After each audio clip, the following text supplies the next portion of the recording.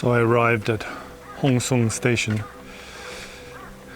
at about 10 o'clock and I took a taxi up to Sudeoksung. I managed to get here just in time to share lunch with the monks, as you can imagine, and the food was very pure and very delicious. My first impression is that the monastics here are very down to earth, very humble.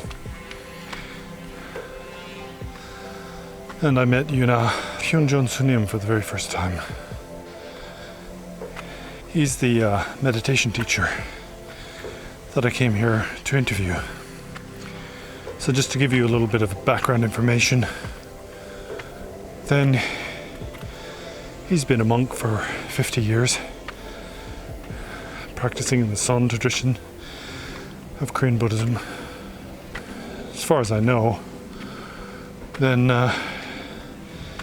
his impetus for becoming a monk was because of his suffering, personal loss, what we call a recognition of the suffering of samsara. I'm not exactly sure. I'll find out more tomorrow in the interview. But from what I gather, then his mother died at a young age. And this prompted him to embark on the spiritual journey. And out of the 5 siblings in his family, then he's the only monastic. And he's also the oldest son. I feel very fortunate to have been given this opportunity. And really it's all thanks to a friend called Hyunjeon. She's a student of ChungHaeSa, and she's quite well connected in Korean Buddhist circles. I have to say thanks to her for getting this opportunity. Yuna Sunim invited me to morning meditation in the Zendo at 3 o'clock tomorrow morning. I'm looking forward to it. Although I'd be lying if I didn't say I was experiencing some amount of imposter syndrome. And it's not because I feel that I don't understand meditation or that I don't know how to practice. I'm very clear on that point. But it's because of living as an isolated monastic in the West. Then I don't have the community or support structure for practice that this kind of environment provides. As I said before, in the West we are suspicious of religious institutions. And likewise we feel as if we can do without them. We feel that we're able to practice without having to rely on these organizations. But when you come to a place like this, what you realize is the importance of such places. And that's because if you're someone who wishes to dedicate themselves solely to practice, then you're going to have an extremely hard time of it. Because we all have to pay our way in the world, have a place to live and food to eat. And so we spend a lot of our time wrapped up in these worldly concerns. And this becomes the primary obstacle to practice.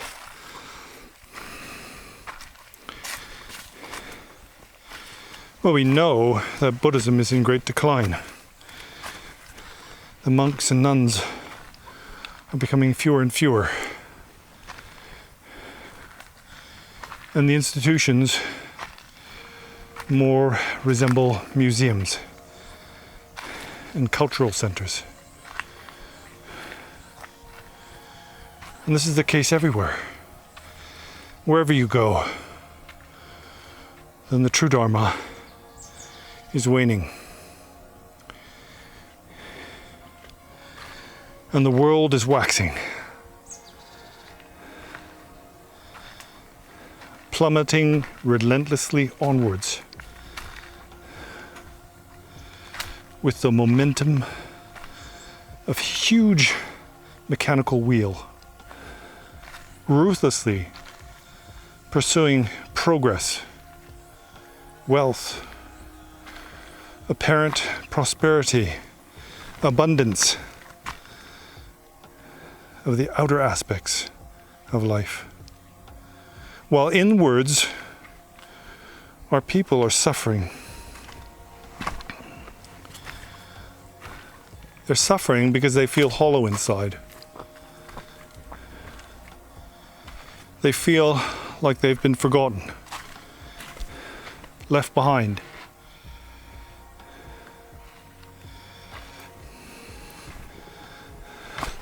In a world where merit is not measured by one's capacity for love and compassion, a world where merit is measured by one's ability to succeed in worldly gain, in the acquisition of name and status. Yuna Sunim has been practicing like this for 50 years. And although I know many people in the West don't like the idea of monasticism, then when you meet such practitioners, the results of their way of life is quite obvious, because they are easygoing, humble, light-hearted and kind, not rough around the edges as most of us are in the 21st century. Well, you have to put this down to their lifestyle and their practice. In fact, this is the reason why the Buddha prescribed his followers to live a life of solitude under trees and in the forests, on the sides of mountains, far away from the hustle and bustle of city life and mundane concerns.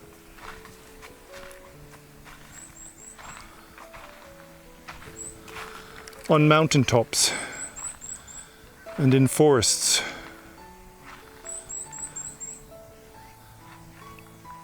where one's only company is the birds and wild animals. The Zen Master, the Old Master of the temple, came down to lunch, and I could see him from the distance.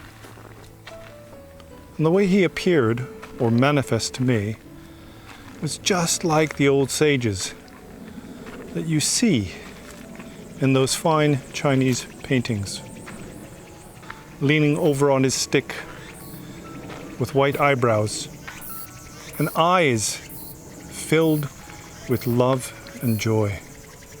When we see these pictures of antiquity, and we think they're fairy tales, exaggerations, that these people never existed. But when you meet someone who has obvious Dharma qualities, then their presence is undeniable. The strength of their practice is evident. Their presence alleviates one's suffering. brings levity to the heart and the soul. And the question is, how was this achieved? Well, it was achieved by not doing much at all, but remaining quiet in the forest.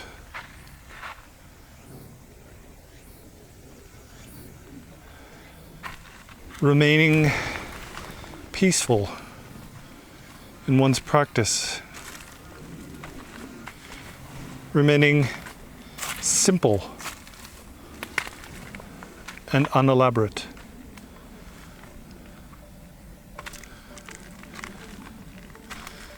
And not falling under the sway of one's negativity, one's greed, anger, jealousy, and pride.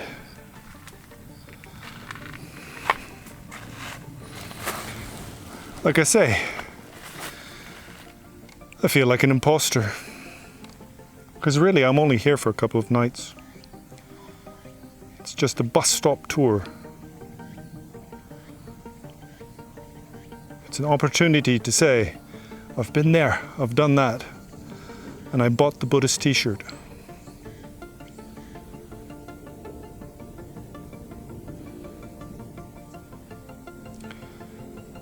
What's clear to me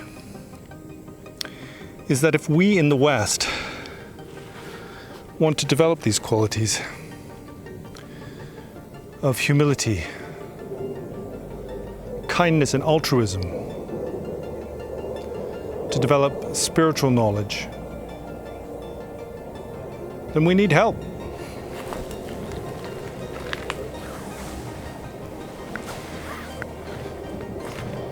And it's difficult for us to have these kind of institutions because, let's face it, they've grown and progressed over centuries, millennia even.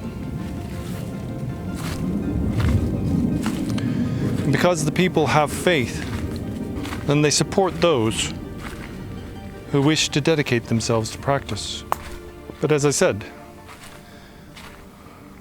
this tradition is waning. And people are no longer impressed with these simple qualities. They're not big and bold, flashy, or impressive. Nonetheless, essential if we want peace and well-being in our world.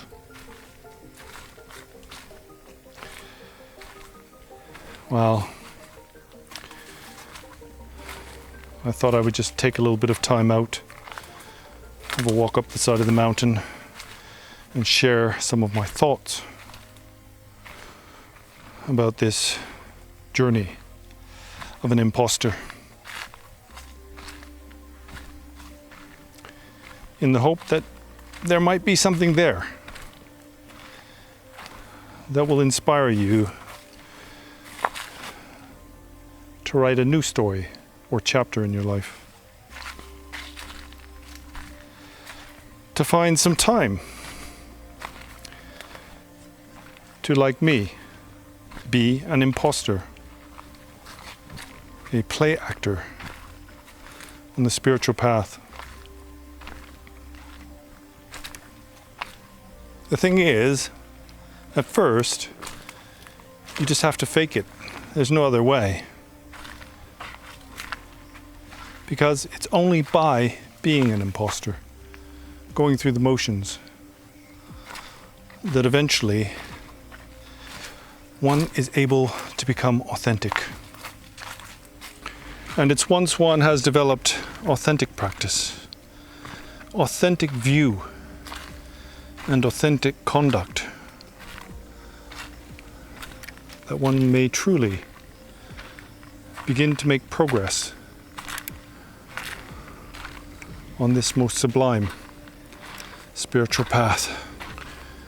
And as I said before, it is my wish that you should make progress. And also, eventually, achieve final awakening. To elevate oneself beyond suffering, but also elevate others who are trapped, helpless in samsara.